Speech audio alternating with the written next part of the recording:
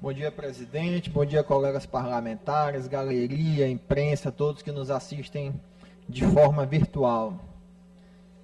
Venho aqui à tribuna, já que, pela questão regimental do tempo, não consegui apartear nosso querido colega, deputado Antônio Pereira, que hoje, ali nos seus 40 minutos de fala, quase metade foi destinada aqui à minha pessoa ou então à minha família.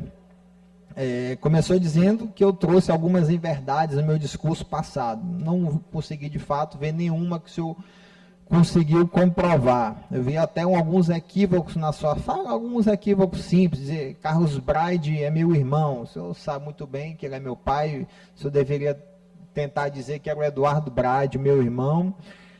Na questão do sobrinho suceder um governador, o senhor quis dizer que no passado já houve um movimento similar a esse, com a pré-candidatura do Sarney Filho, mas pela sua fala mesmo aqui, o senhor disse que o governador da época era o João Alberto. Então, até onde eu saiba, não existe nenhum parentesco entre os dois. Teve muita questão também de que o prefeito de São Luís não pode ou não deve renunciar à prefeitura para poder disputar outro cargo, já que ele foi eleito para aquele. E não falando especificamente do momento atual do prefeito de São Luís, mas momentos aqui da nossa política. Estava aqui junto conosco antes o prefeito eleito de Imperatriz, Rio do Amaral, que ele foi eleito para o cargo de deputado estadual. Não somente a cidade de Imperatriz, mas outras cidades votaram nele para o cargo de deputado estadual, mas ele, no meio do mandato, encerrando antecipadamente para se eleger prefeito de Imperatriz, e acredito que não há nada contra isso. Outros colegas parlamentares da casa seguiram o mesmo caminho, assim como também já é da política natural, o governador, no seu último ano de mandato, já que ele é eleito para 4 anos, é tradicional, geralmente, quando ele não pode mais buscar reeleição, ele antecipar o seu mandato, renunciar, buscando disputar o cargo de senador da República. Até acredito que esse seja o plano que o governador Carlos Brandão tenta até hoje. Então, não vejo nada de legítimo nisso. A questão da saúde do Hospital da Ilha, que por uma questão constitucional não pode ser porta aberta. Então, o governo do estado engana a população desde sua implantação, assim como o Hospital da Ilha, o Hospital de Imperatriz, até onde eu saiba, eles surgiram com o intuito de ajudar os seus municípios e os municípios vizinhos, e não cuidar especificamente só dessa questão, mas sim que eles nasceram com esse intuito de ser porta aberta dentro de um planejado, não pode ser também porta aberta para qualquer coisa, porque existe a UPA para isso. Para os casos mais leves, deve-se dirigir primeiro à UPA, uma unidade básica, e sim deixar Socorrão, o Hospital da Ilha, para casos mais específicos, mais graves. Mas pelo que eu estou vendo, então, o governador Carlos Brandão vai vir com mais uma promessa, deputado Atelino, não cumprida, até porque desde o meu primeiro dia de mandato, eu cobro a abertura dos portões da porta do Hospital da Ilha, principalmente quando o seu secretário de saúde ou algum representante da Secretaria de Saúde vem a esta casa, pela comissão de orçamento, apresentar a prestação de contas do governo do estado, da questão da saúde, eu sempre cobro a abertura do Hospital da Ilha e sempre é me respondido que o governo do estado vai abrir. Inclusive, a promessa que eu tenho, por último, do secretário de saúde, é que será aberto esse ano. Mas eu me espanto agora a base governista, dá a entender que não vai abrir. Então, eu fico assim, confuso, deputado Atelino, do qual é a verdade, porque o que a gente vê é o governo do estado falar uma coisa, é a base dizer o contrário. Deputado Fernando, quando puder, me conceda uma parte. Claro. Assim quanto principalmente a sucessão estadual. A gente vê que é mais uma mentira do Brandão, então, porque o Brandão, quando pergunta para ele, ele diz que não vai tratar de sucessão, porque esse não é o momento. Mas, ao mesmo tempo, ele anda com o sobrinho dele, a tiracolo, que já foi anunciado publicamente e continua sendo aqui por membros do governo, como seu candidato à sucessão. Então a gente já vê que é mais uma incoerência, mais uma mentira do governo do Estado. E o que me deixa mais admirado ainda, deputado Antônio, é a preocupação que o governo do Estado tem com a candidatura do prefeito de São Luís, Eduardo Braide, ao governo do Estado. Porque esse sim, nunca tratou de campanha de 2026, e esse tem sido o seu ritmo de política de trabalho desde o começo. Quando assumiu a prefeitura de São Luís, já conseguiu o feito de conseguir mais vacinas para a nossa cidade, onde se tornou a capital brasileira da vacina. Os maranhenses que estavam residindo em outro estado, estavam com orgulho de ser ludovicenses, estavam vindo para São Luís para poder se vacinar. E desde aquele momento, já tinha a especulação de que ele seria candidato ao governo do estado em 2022. E nada disso aconteceu. Ele focou no seu trabalho, assim como quiseram adiantar a eleição de 2024, ele focou no seu trabalho, deixou a política para o seu momento adequado, juntou os aliados que tinha e que precisava, e como resultado do seu trabalho, ele deu uma surra no governador Brandão, que aí está. O governador Brandão tentou de tudo para tomar a eleição, inclusive o coordenador da campanha do adversário era o irmão do governador. Ele que veio com toda a base de vereadores de classe política, que ele pensa que ele deve estar achando que São Luís é Colinas, onde ele chega lá, não sei exatamente como funciona, a gente só escuta, que ele compra todo mundo, jorra dinheiro e consegue tomar a eleição. Mas mesmo ele sendo governador do estado, mesmo ele tendo a prefeita aliada da época de Colinas, toda a base política, se não me falha a memória, ele não conseguiu ganhar dos 70% que foi a surra que ele pegou aqui em São Luís. Então é para mostrar para ele que ele tem muito que aprender. O Maranhão hoje não é mais o Maranhão de lá atrás, que aceitava só os acordos políticos de cima e que o povo tinha muito pouco espaço para poder opinar ou dar resposta. Essa resposta ele já pegou em 2024, mas parece que ele esqueceu, achando que a política é somente feita com os políticos e que a população não merece nem ser ouvida ou ter participação nenhuma. E eu vejo o espanto, o desespero que se tem da base do Brandão, preocupada com o poder, em querer deslegitimizar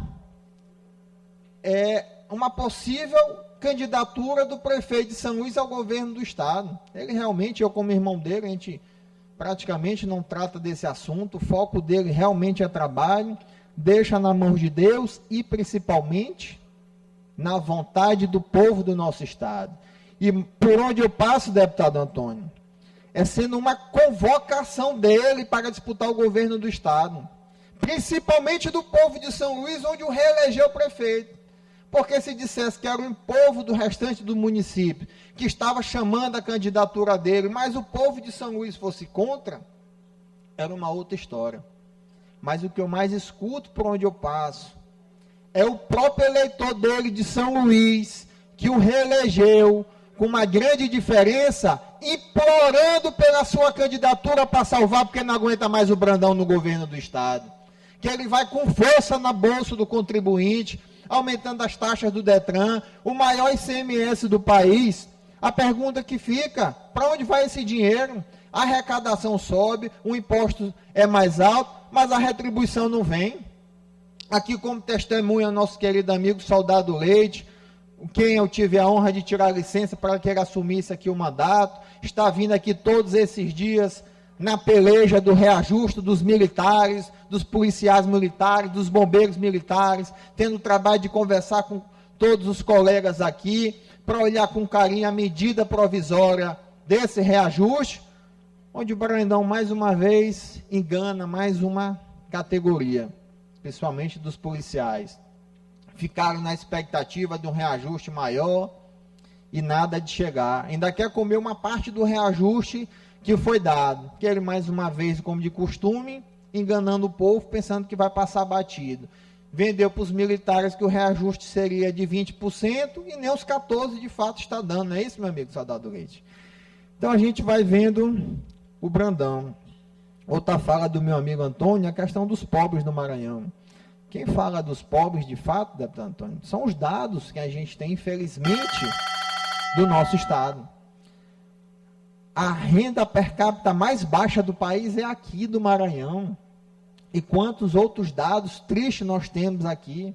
Maior quantidade de pessoas em extrema pobreza. Então, realmente, é preocupação que a gente tem com o nosso estado. E preocupação nossa, que não fica só no discurso. Diferente do Brandão. Prova disso é o projeto do nosso querido amigo Rodrigo Lago. Talvez o melhor projeto que já passou nessa casa, nessa legislatura, onde ele de fato se preocupou com os mais pobres. Onde ele pediu, inclusive, aqui a urgência, espante. Quem vem defender aqui o Maranhão Livre da Fome, que é o melhor projeto que tem, que já existiu, votou contra. Inclusive, deputado Antônio, eu não lembro como o senhor votou. A favor do projeto, eu tenho certeza que não foi. Eu não lembro se o senhor não estava presente na sessão ou se o seu voto foi contrário. Então, aqui fica a minha indagação para o governador Brandão e para a sua base. Se de fato são a favor do Maranhão Livre da Fome, por que estão negando o pagamento retroativo a quem foi incluído ao cadastro, a quem merecer? Já que ano passado, quando foi votado o aumento de imposto, que a desculpa para votar o aumento de imposto é porque era para pagar o Maranhão Livre da Fome. E o espanto que fica, na hora de pagar o Maranhão Livre da Fome, não quer usar o dinheiro que já foi arrecadado com o aumento de imposto. Então, quem de fato quer falar do Maranhão Livre da Fome como um grande projeto, pois que aceite pagar retroativo, porque o dinheiro já está caindo na conta. Então, eu só acredito aqui, de fato, quem esteja preocupado com o Maranhão Livre da Fome foi quem votou com esse projeto para pagar retroativo. O resto é só discurso. E o que eu vejo no dia a dia do governo Brandão, ele lançou no passado um plano 2050, que inclusive foi até aprovado nessa casa com a minha abstenção. Porque eu já desconfio do governo Brandão faz muito tempo. Desde quando eu cheguei aqui, eu vi que os planos dele nunca foi preocupado com o bem-estar do Maranhão. É sempre, deputado Otelino, um projeto de poder. E um projeto de poder bem restrito, porque é somente enquadrado aos membros próximos da sua família. Prova disso a gente vê. Quem é o candidato à sucessão dele? É o sobrinho que era pré-candidato a deputado federal. Quando o sobrinho sobe para ser pré-candidato ao governo do estado, quem assume a vaga do sobrinho pré-candidato a deputado federal? Outro sobrinho. Tudo bem, deputado Antônio, não é sobrinho de fato de sangue, mas é casado com uma sobrinha. Então a gente aqui vale como sobrinho. Então a gente vê como o projeto dele vai se limitando somente a poder e poder familiar. Eu me espanto até, não me espantaria, deputado Otelino, se no final desse plano dele de 2050, que queira Deus, não dê certo, se no final desse 2050, ele não vai mudar o nome do Palácio dos Leões para o Palácio dos Brandões.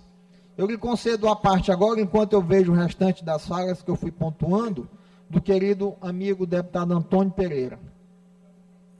Deputado Fernando, Vossa Excelência... Senhores, eu peço que nós fiquemos atentos ao tempo, no qual já até encerrou, deputado Otelino. O senhor ainda está escrito aqui no expediente final. Deixa eu só explicar, presidente Davi. Deputado Fernando, eu vou, como Vossa Excelência ainda tem aí, precisa concluir o pronunciamento, e sua fala é muito importante, eu vou declinar de uma parte e em seguida irei à tribuna para poder fazer um pronunciamento mais completo. Ok, deputado Otelino. Está nos finalmente, presidente Davi. Aproveitar também que ele pediu para trazer alguns dados da Prefeitura de São Luís. Eu pedi aqui rápido de antemão e pedi para me verificar, assim, de fato, que eu não falei nenhuma besteira. Então, esse dado ainda tem um asteriscozinho de que ele pode estar um pouco desatualizado. Mas a informação que eu soube rápido é que o governo do estado deve à saúde da prefeitura de São Luís mais de 6 milhões de reais para a farmácia básica e o SAMU. Então já fique como cobrança do senhor, como tem uma área muito forte de atuação na saúde, o senhor verificar também esses fatos junto à Secretaria de Saúde do Estado, esse débito como é que está, se ainda existe, e se existir que o senhor ajude na cobrança. Mas realmente, deputado Antônio, só para finalizar, se o senhor quiser partilhar também, está à disposição. Realmente, o que me deixa aqui atento é a preocupação que a base governista tem com a pré-candidatura, possível candidatura do prefeito de São Luís, porque realmente ele vem fazendo a diferença aqui em São Luís, e o estado do Maranhão quer essa mesma diferença seja alcançada nos outros municípios. Libere para que o deputado possa concluir. É isso que o governador de Brandão tem que usar como referência para a sua gestão. Porque o que a gente mais olha quando abre aqui um blog, a imprensa, é algum ex-prefeito que foi nomeado no governo do estado. Eu já não tenho nem mais já não sei nem mais as contas, porque todo dia que a gente olha é nomeado de 3 ou 4 de uma vez logo. Então assim, o governo do estado do Maranhão, deputado Antônio Pereira, é para o povo do Maranhão e não para os políticos do Maranhão. Muito obrigado, deputado Davi.